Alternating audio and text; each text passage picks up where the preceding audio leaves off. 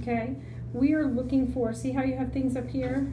Okay, so we're looking for her, what she's arguing in this speech. Okay, how does the audience and the occasion relate to the purpose of establishing the claim of the speech? So we want to know what's her claim. What is she trying to argue first? And then we'll look at her argument. Okay, so let's read this first paragraph. I would like to thank the Secretary General for inviting me to be part of this important United States Fourth World Conference on Women. This is truly a celebration of the contribution women make in every aspect of life, in the home, on the job, in the community, as mothers, wives, sisters, daughters, runners, workers, citizens, and readers. Good job.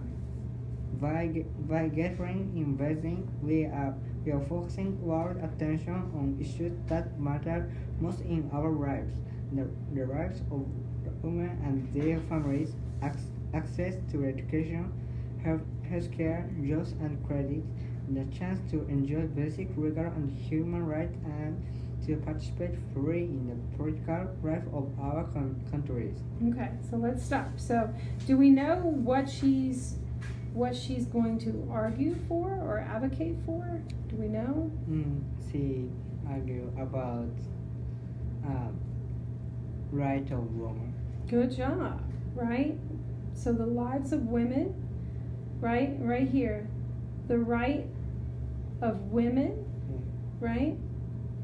The right of women and their families to have access to education, health care, all this. Look, she's got a pretty big agenda, right? She's got a pretty big agenda. Lots of things she wants to say women have a right to. They have a right to education, health care, jobs, credit, and a chance to enjoy basic legal and human rights, and to participate in political life. So they have a right to vote, right? A right to be in politics.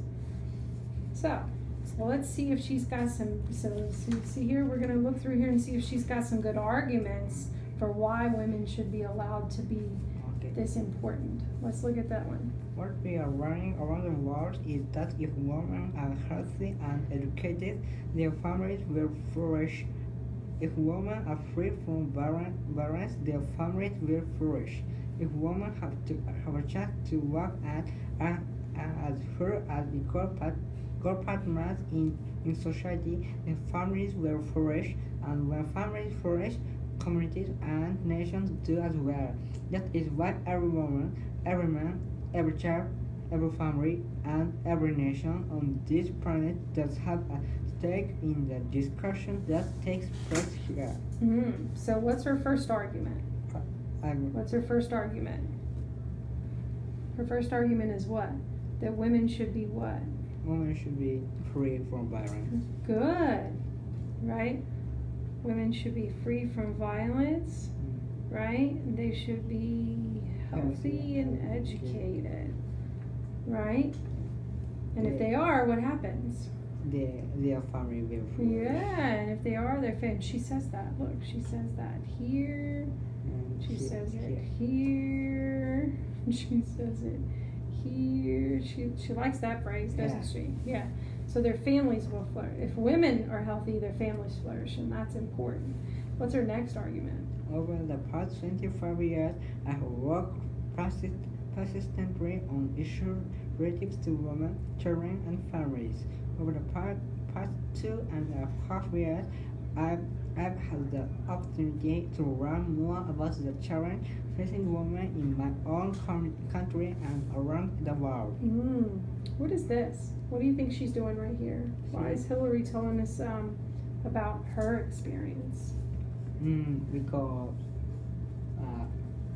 make a pesos reason. Make a like how many things, so we good, yeah. appearing. Good, yeah. She wants to make herself appear like she knows what she's talking about, right? Good job. Yeah, she's got to have do you know what that word is in English class? Did you talk about that word yet?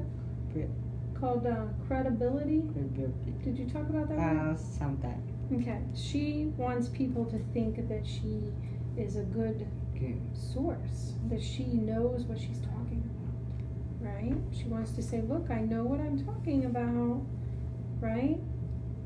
All right, so let's look at this paragraph. Let's see if she's got an argument for women in here.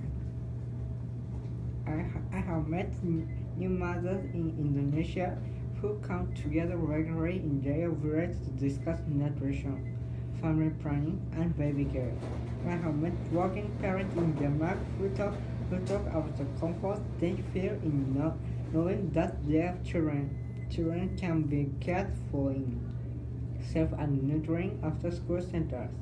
I have met women in South Africa who helped rid the struggle to end apartheid and are now helping to build a new democracy. I have met with the leading women of my own hemisphere who are working every day to promote victory and better health care for children in their country.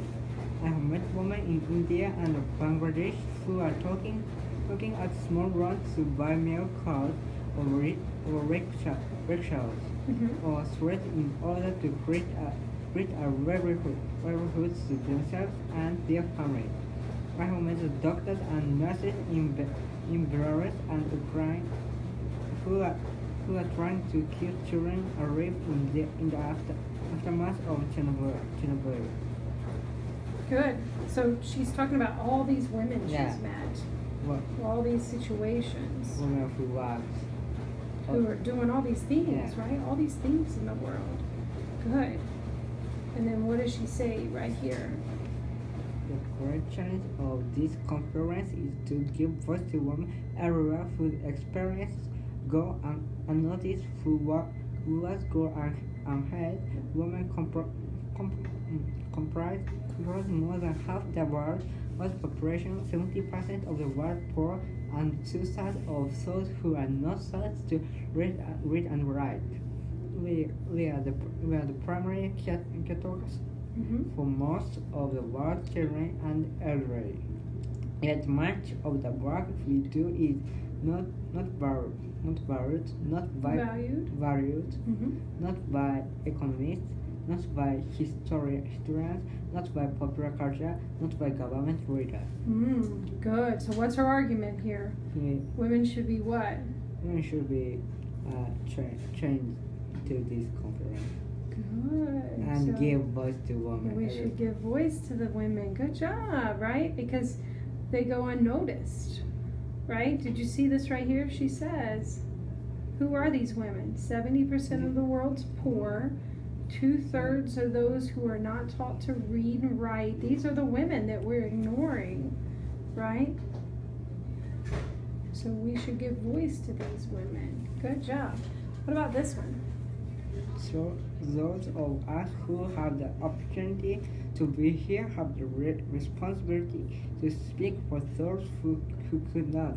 As an American, I want to speak for those women in my own country, women who are raising children on the minimum wage, women who can't afford health care or childcare, women whose lives are threatened by violence, including violence in their own homes.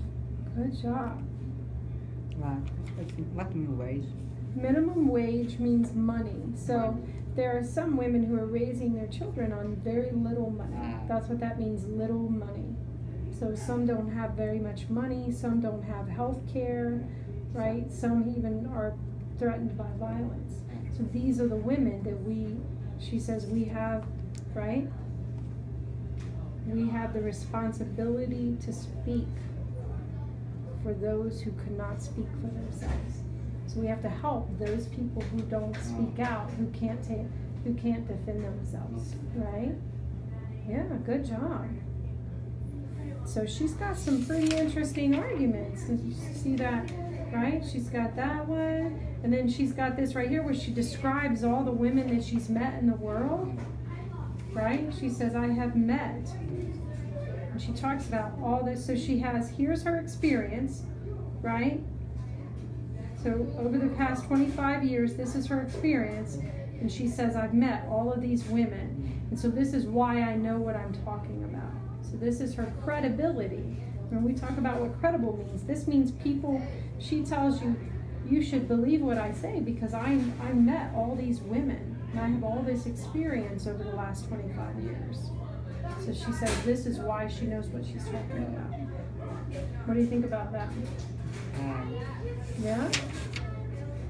So I think this is what we're going to work on, right? What is your prediction about the topic of the two speeches? And what can you now determine about the purpose and the audience for the speeches? Who are they talking to and what do you think their purpose is? What is purpose? About right of women. Yeah, that's their women's rights, right? Good. And then this says use the logos, right? It's critical in presenting their arguments. So they're logical. See how logical? She's got facts, right? Over here, she's using logic that if women are healthy, then the world will be a better place. These are logical arguments, right? Yeah. This man about the and the experience. Yeah, very logical arguments, huh? Right? And then right here, it even says you can look up on the internet if you want. But you definitely got these two. Okay. Okay? Good job. All right. You're done for today? Yeah. All right. Thank you. Tomorrow I'll check back in with you one more time. See if you want some more help with this. Yeah. How's everything else going? Good. Good? Yeah. How about writing? Writing? We're getting ready to do an on-demand. Persuasive on-demand. Right? In English? You want to let me know if you need help with your writing? Yeah. I know. You want some help with your writing? Yeah, I think. Okay. I think maybe you should let me know and let me help you with your writing. How's that?